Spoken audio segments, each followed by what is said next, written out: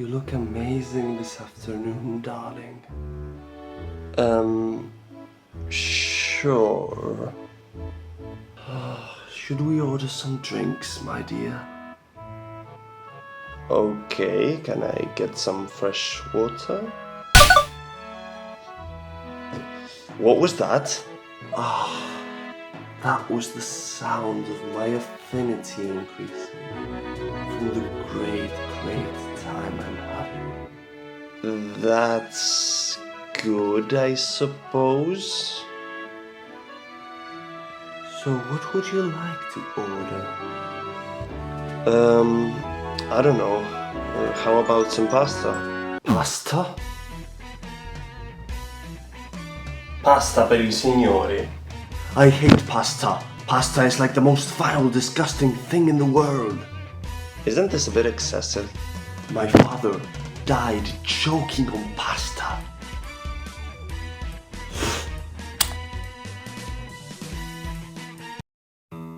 My goodness, this afternoon has been just exquisite.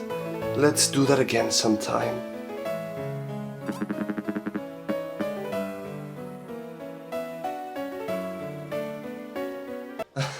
Hello everyone. That show was a rocky first date. I think it'll make the perfect excuse to not leave my house for the next 3 months.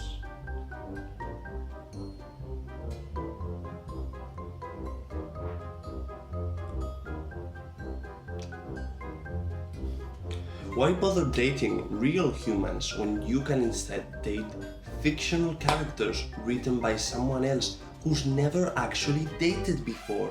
Genius! This is just what my game has been missing. Let us work on the dating minigame. The way I structure dates or hangouts in my game is pretty straightforward. It's basically Persona or Fire Emblem Three Houses if you've played any of those. On the backstage portions of my game, I have a bar that indicates how many social actions I can take on this in-game day. Existing and merely talking to people don't constitute as actions, so you're free to do that, as characters always have something new to comment about after each rehearsal. So what does constitute as a social action? Well, playing the previously mentioned hockey minigame, and playing the never before mentioned pool minigame, and choosing to hang out with any of your mates. These aren't superficial activities either, with hockey being the only way to earn money during the backstage and also increasing friendship with the person you play against, pool increasing camaraderie, one of the 3 social stats, and also increasing support between the members of each team, and dating being the fastest way to increase support with a specific mate, provided you excel at the date. But you're a gamer, an incel. You don't excel at anything that isn't grinding for fake points, much less dating. Well, fear not, my friend. As a matter of fact, I'm also an incel, ready to share with you my fail-proof tips on how to succeed at dating in a dating simulator. Tip number 1. Never be yourself. You suck, and your date doesn't care about you or want to talk about anything you might be interested. You have to be subservient and make sure to only talk about stuff they like. Tip number 2. Disagreeing with them is out of the question, except in the occasions where agreeing with them is actually the wrong choice. And number 3. Don't make fun of dead family members during a first date, which is probably the only one that's applicable to actual dating. With your newfound knowledge, you are now qualified to become the mate of a fictional virtual character. Of course, this was an aspect of my game I wanted to include since its inception, and leaving aside the jokey aspect of it all, I really enjoy having the option to hang out with other characters in games like Persona, to get to know them a little better and unlock optional side content in the form of confidant chains. On the programming side, implementing this system was extremely easy. Would you believe the hardest part of it all is, unironically, the little star that appears when answering a question correctly? I've talked about it before, but Nathan Hode's Dialogue Manager is an immensely powerful tool. Scalable, completely free to use, it's like a gold standard for Godot plugins, really. And establishing conditionals and pools of random questions was super easy and didn't require any actual code at all, unless you count actual coding the flow in the dialogue files themselves. I made a global particle system to instantiate points as visual feedback. The points themselves are stored in the player inventory, which has a submodule that tracks the state of all relationships. You can earn a maximum of 4 points per hangout, with 10 friendship points being the threshold to actually increase your support level with that character, unlocking an extra scene of dialogue with them. That's all well and good, as I'm starting to at least have the framework of the basic systems of my game, all the core aspects on both the front and backstage. I'm starting to get ready to actually promote its development in in-person events. I need to make it look better. I went into a lot of detail about this on my previous devlog, but people judge and make their impressions of a game mostly based on aesthetics. Even as a developer, you feel it, like the dating minigame, for instance, seemed very unappealing until I added the dialogue effects, the point effects, screen shake, background music. Now it's a whole different beast entirely, but gameplay-wise, it's the same. Last episode I went into detail on how I improved the menus and the backstage, but I never really touched the front stage, and I still feel like the backstage could use something else. Something risky, something whose memory haunts me to this day. For whenever light shines, one must always be wary of shadow.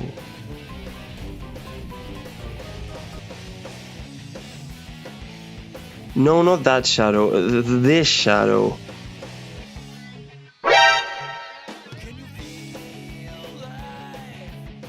Okay, so what is a shadow? Shadows in broad terms are silhouettes that any object or thing can cast due to them blocking light. 2D video games rarely feature any sort of complex shadow systems, as 2D media in general usually paint shadows as you'd paint them in a drawing or a painting. 3D video games are a whole different story, with a lot of more emphasis placed on depth, and of course, not every game needs hyper-realistic shadows, and in early 3D games you can see a plethora of different techniques for faking them, but often they really do enhance the atmosphere and immersion. But my game is 2D, thank God it's 2D. If most 2D games don't worry about shadows, why should I? Well, I'll be brutally honest about why, despite this not being part of my development plan at all, I hyper-focused on adding them to my game during 4 days. You see, nowadays, I barely have time to play anything, which really is a shame for a game developer, as most of the ideas and the Easter eggs I try to sneak into my games are of the limited amount of games I play or the ones I remember from my childhood. Because of this, I have a mountain of games to play, the infamous backlog, that I've been amassing for over years. One such game is Sea of Stars. I was extremely hyped for this game before it released, played the demo, bought the physical copy, and up until a few weeks ago, I'd never even removed the plastic from it. So, one day, I took the initiative and the game did not disappoint. The pixel art was beautiful, but that's to be expected. And many games have beautiful pixel art, so why do my eyes hyperfixate on this one? What sets it apart? I couldn't actually put my finger on it for a few hours of playtime, and then it dawned on me. It's the light and shadow. It's actual 3D lighting and actual dynamic shadows on a 2D game, and it looks amazing. The added contrast just make this vibrant world ever more beautiful. But this game was made in Unity with a custom light engine made by 20 people. Where does that leave me? Of course I can compete, but I can and will take some inspiration and come up with a few clever tricks. I created a shadow node that's basically just a sprite that's dyed in semi-transparent black and samples the current frame of the character it's attached to. Cool. Pretty straightforward, right? Well, this was actually way harder than it seems because of something that's usually designed to be helpful. Sprite sheets. I found that there was no way of passing an exact frame as a texture. Passing the texture would mean passing the whole sprite sheet. But okay, the animated sprite node can return the current frame as an index, so in theory I should be able to set that same index to the shadow if it weren't for the fact that this index is local to the current animation itself. I was desperately trying to achieve a scalable solution. I went so far as to fork the Godot engine and try to change the way the animated sprite works to expose this global index, but I fear that would just cause more issues. Finally, a repulsive idea crossed my mind.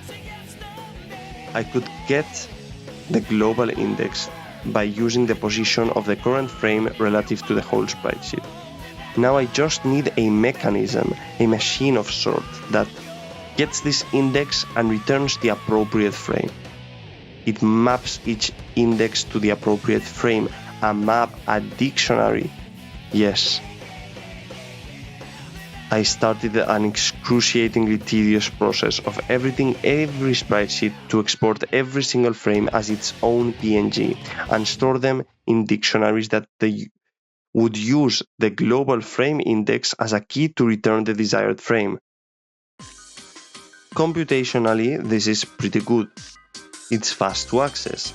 Memory-wise, it's a huge stinking pile of garbage, since a lot of the sprites in my game are now duplicated as being both in the sprite sheet and imported again as an individual sprite. But it's the only way, or at the very least, it's the best way for me, since I can eat up that extra memory, which at the end of the day won't add up to more than 10 megabytes. Hooray!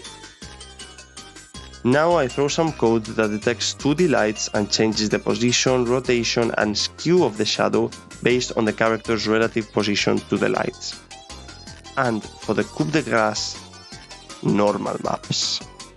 Without delving too much into detail, normal maps are special images that encode in the RGB channels the way an object is meant to be facing. This is a standard technique for 3D games, since it modifies how light reacts to an object based on the normal information.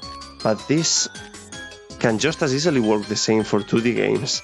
Some parts of this character will reflect light more than others, and I use the ASprite add-on Normal Tools to generate normal maps automatically based on the grayscale versions of my sprites.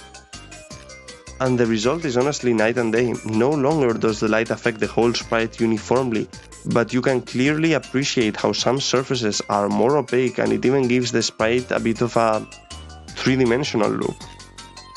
This did wonders for both the look of my backstage and the front stage sections, and I'm so pumped to see the game as it's starting to look like a full-fledged quality title.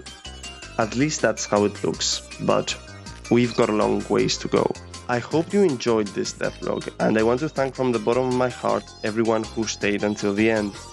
If you're interested in the project, consider subscribing and sharing this video. I also want to apologize and warn that uni has started again, and my part-time job too, so it's gonna be hard to provide a ton of updates, but I'll try to keep you all informed, as I've got no intention of slowing down the development. Until next time, stay lazy.